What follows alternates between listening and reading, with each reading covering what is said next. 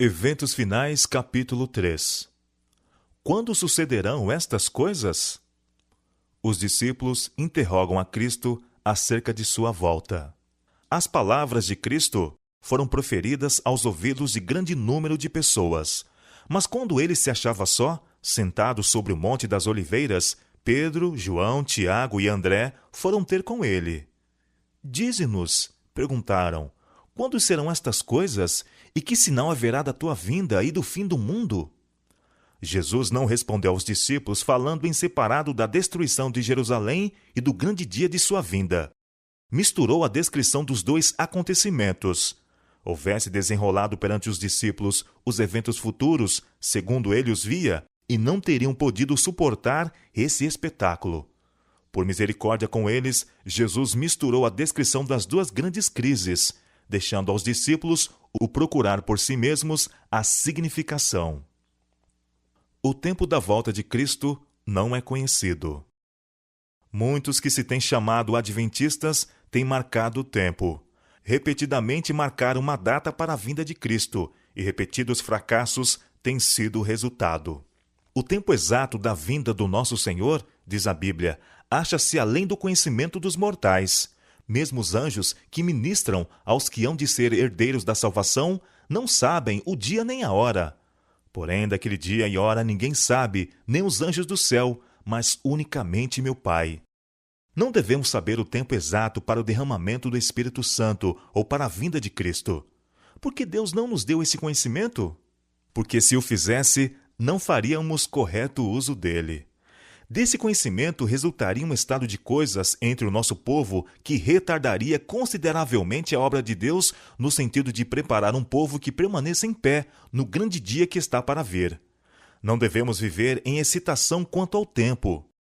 Não sereis capazes de dizer que ele virá dentro de 1, 2 ou 5 anos, nem deveis protelar sua vinda, declarando que talvez não ocorra dentro de 10 ou 20 anos.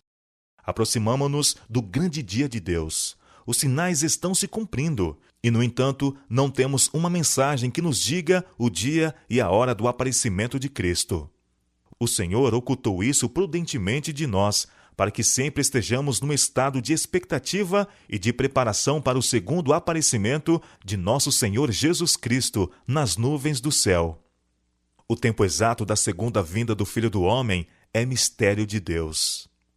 Nossa mensagem não é a de marcar tempo. Não pertencemos à classe de pessoas que definem o exato período de tempo que decorrerá antes da segunda vinda de Jesus com poder e grande glória. Alguns marcaram certo tempo, e quando esse tempo passou, seu espírito presunçoso não aceitou a repreensão, e eles têm marcado diversas outras datas. Numerosos malogros sucessivos caracterizaram-nos, porém, como falsos profetas. Deus não dá a nenhum homem uma mensagem de que decorrerão 5, 10 ou 20 anos antes que termine a história deste mundo. Ele não quer dar um pretexto para os seres viventes adiarem a preparação para o seu aparecimento. Não quer que alguém diga a mesma coisa que o servo infiel. Meu Senhor está demorando muito para voltar, pois isso conduz à temerária negligência das oportunidades e privilégios concedidos para preparar-nos para aquele grande dia. Marcar tempo ocasiona descrença. Por isso que passou repetidamente a data marcada, o mundo está hoje em mais positivo estado de incredulidade do que antes, com respeito ao próximo advento de Cristo. Consideram com aborrecimento os fracassos dos que marcaram tempo, e por isso que os homens têm sido assim enganados, dão costas à verdade consubstanciada pela palavra de Deus, de estar às portas o fim de todas as coisas. Entendo que o irmão Daniels tem, por assim dizer, marcado o tempo, afirmando que o Senhor virá dentro de 5 anos. Pois bem, espero que não se alastre a impressão de que marcamos tempo, que não se faça tais comentários. Eles não produzem nenhum benefício. Não procureis obter um reavivamento com base em algo dessa natureza, mas seja usada a devida cautela em toda a palavra proferida, para que pessoas fanáticas não se aproveitem de alguma coisa para produzir um excitamento, entristecendo assim o Espírito do Senhor. Não precisamos incitar as paixões das pessoas para provocar agitações em que sejam instigados sentimentos, e os princípios não assumam o controle. Acho que temos de estar de sobreaviso de todos os lados, porque Satanás está em atividade para fazer tudo o que estiver ao seu alcance, a fim de insinuar seus ardis e artimanhas que sejam poder para causar dano. Qualquer coisa que cause agitação e produza excitação por motivos errôneos deve ser temida, pois certamente haverá reação. Sempre haverá movimentos falsos e fanáticos feitos na igreja por pessoas que pretendem ser dirigidas por Deus, pessoas que correrão antes de serem enviadas e darão dia e data para o cumprimento da profecia não cumprida. O inimigo se agrada de que assim procedam, pois seus sucessivos fracassos e direção em sentido falso causam confusão e incredulidade. Nenhuma profecia de tempo além de 1844. Declarei positivamente na reunião campal de Jackson a esses grupos fanáticos que estavam fazendo a obra do adversário das almas. Achavam-se em trevas. Eles pretendiam possuir grande iluminação quanto ao fim do tempo de graça em outubro de 1844. Declarei ali em público que o Senhor fora servido de mostrar-me que não haveria nenhum tempo definido na mensagem dada por Deus desde 1844. Nossa posição tem sido a de esperar e vigiar, sem proclamações de algum tempo para interpor-se entre o fim dos períodos proféticos em 1844 e o tempo da vinda de Nosso Senhor. O povo não terá outra mensagem sobre um tempo definido. Depois desse período de tempo, estendendo-se de 1842 a 1844, não pode haver um traçado definido do tempo profético. A contagem mais longa vai até o outono de 1844. Ellen White esperava a volta de Cristo em seu tempo. Foi-me mostrado o grupo de pessoas presentes à assembleia, disse o anjo. Alguns, alimento para os vermes, alguns submetidos às 7 últimas pragas, alguns estarão vivos e permanecerão sobre a terra para serem transladados por ocasião da vinda de Jesus. O tempo é curto, por isso devemos trabalhar com diligência e redobrada energia. Nossos filhos talvez nunca ingressem na faculdade. Na realidade, não é prudente ter filhos agora. O tempo é curto, os perigos dos últimos dias estão sobre nós, e as criancinhas, em grande parte, serão levadas antes disso. Nesse século do mundo, quando as cenas da história terrestre em breve hão de terminar e estamos prestes a entrar no tempo de angústia, tal como nunca houve, quanto menor o número de casamentos realizados, tanto melhor para todos, homens e mulheres.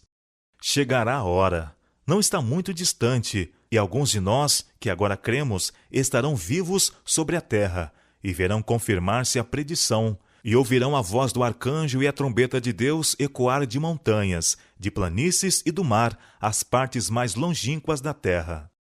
O tempo de prova está exatamente diante de nós, pois o alto clamor do terceiro anjo já começou na revelação da justiça de Cristo, o Redentor que perdoa os pecados. A demora explicada. A longa noite de trevas é probante, mas em misericórdia é adiada amanhã, porque se o Mestre viesse, quantos se achariam desapercebidos? Houvessem os adventistas, depois do grande desapontamento de 1844, sustido firme sua fé e seguido avante unidos, segundo a providência de Deus lhes abriu o caminho, recebendo a mensagem do terceiro anjo e no poder do Espírito Santo, proclamando-a ao mundo, haveriam visto a salvação de Deus. O Senhor teria operado poderosamente com os esforços deles. A obra haveria sido concluída, e Cristo teria vindo antes para receber seu povo, para dar-lhe o seu galardão. Não era a vontade de Deus que a vinda de Cristo houvesse sido assim retardada.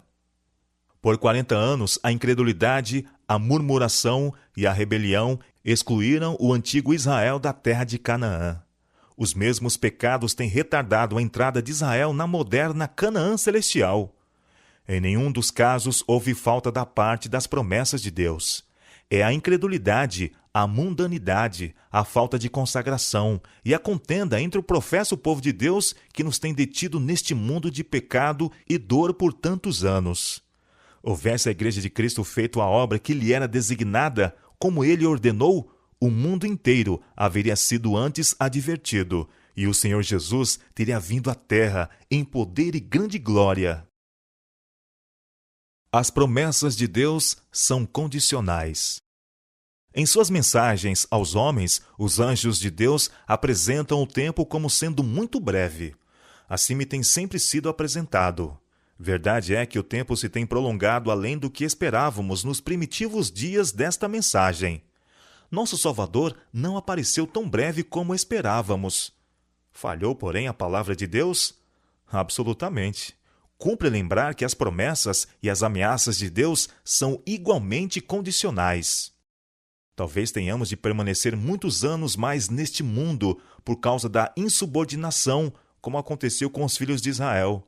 Mas, por amor de Cristo, seu povo não deve acrescentar pecado a pecado, responsabilizando a Deus pela consequência de seu próprio procedimento errado. Pelo que Cristo está esperando. Cristo aguarda com fremente desejo a manifestação de si mesmo em sua igreja. Quando o caráter e Cristo se reproduzir perfeitamente em seu povo, então virá para reclamá-los como seus.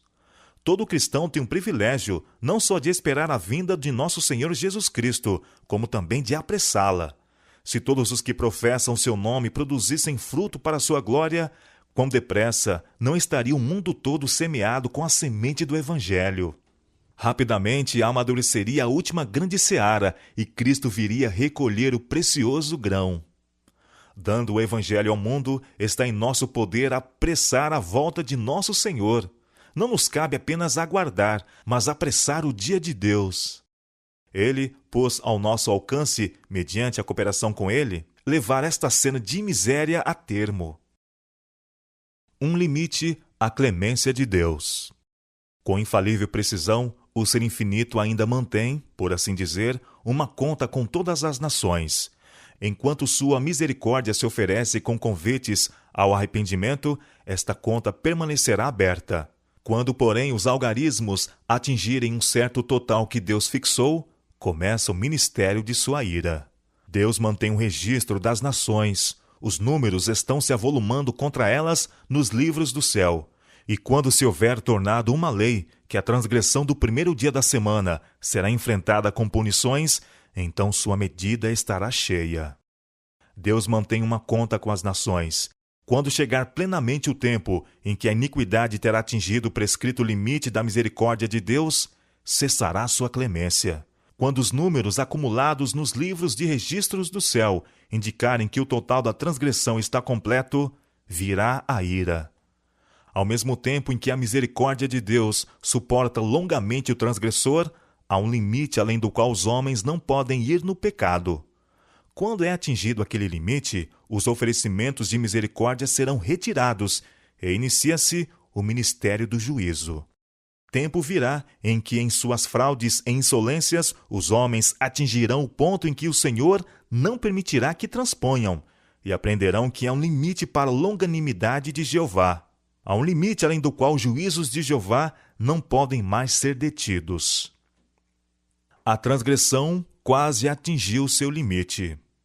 O tempo durará um pouco mais, até que os habitantes da terra tenham enchido a medida de sua iniquidade, e então a ira de Deus, que por tanto tempo tem estado dormitando, se despertará, e esta terra de luz beberá da taça de sua ira sem mistura.